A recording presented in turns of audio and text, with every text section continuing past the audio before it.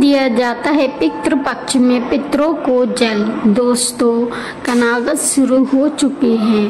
16 कनागत, जिसमें हम अपने बड़े बुजुर्गों की आत्मा की शांति के लिए पिंडदान करते हैं, श्राद्ध करते हैं और उन्हें जल चढ़ाते हैं। ऐसा माना जाता है कि 16 कनागत के दिनों में श्राद्ध करने से और उनको जल देने से उनकी आत्मा को शांति मिलती है। उनके बड़े बेटे या सबसे छोटे बेटे उनको जल देते हैं, इससे उनकी आत्मा तृप्त हो जाती है। दोस्तों, 16 कनागत के पहले दिनों में जाकर किसी पावन कुंड में स्नान करते हैं और अपने गुजरे हुए बड़े बुजुर्ग यानी कि अपने पिताजी और अपने दोस्त बड़े दादाजी वगैरह को पानी दिया जाता है, जल चढ़ाते हैं। उनको जल चढ़ाने के बाद वहाँ से ये डाग लाई जाती है और ये डाग लाकर घर पे 16 दिन तक रोज ऐसे ही उनको जल चढ़ाया जाता है।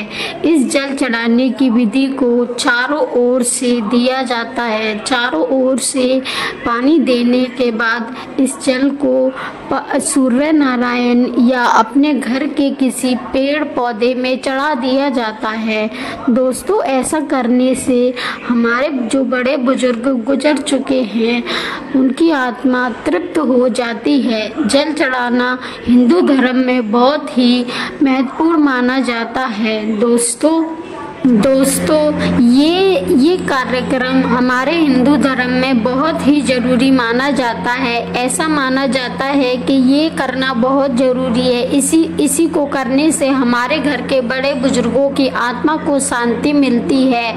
ऐसा करने के बाद ये जो डाक है इसको लास्ट वाले दिन किसी पावन कुंड में विसर्जित किया जाता है। हमारे धौलपुर में सबसे पावन कुंड मचकुंड माना जाता है, तो मचकुंड पर ही इसी को विसर्जित किया जाता है। जब 16 कनागत का आखिरी दिन होता है तो मेरे पापा जी वहाँ जाकर स्नान करते हैं और अपने पिताजी और दादाजी को जल समर्पित करके ये डाक वहीं पे विसर्जित कर देते हैं। चारों दिशाओं से पानी देने के बाद इस जल को भी किसी पौधे में या फिर सूर्य नारायण को चढ़ा दिया जाता है। सूर्य नारायण को चढ़ाने के बाद ये विधि पूरी हो जाती है। जल चढ़ाने की विधि पूरी होने के बाद दोस्तों श्राद्ध किया जाता है। जो श्राद्ध में खाना बनता है उसको लेडीज़ों में और जेंट्सों में खिलाया जाता है। दोस्तों, हमारे यहाँ पर ये जो सारी लेडीज़ बैठी हैं मैंने सिर्फ उनका ही वीडियो बना पाया है, बाहर की वीडियो मैं नहीं बना पाई।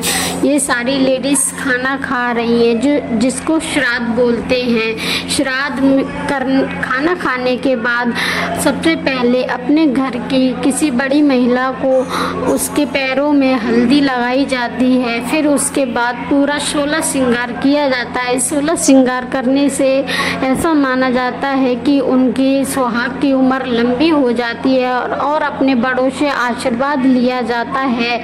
श्राद्ध कंप्लीट होने के बाद खाना खाने के बाद ये विधि चालू होती है। सारी महिलाएं अपने आप को हल्दी, मावर, मेहंदी, बिंदी सारा श्रृंगार करती हैं और उसके बाद अपनी सबसे बड़ी महिला का आशीर्वाद लेती हैं। उसके बाद ये विधि श्राद्ध की यहीं पर समाप्त हो जाती है।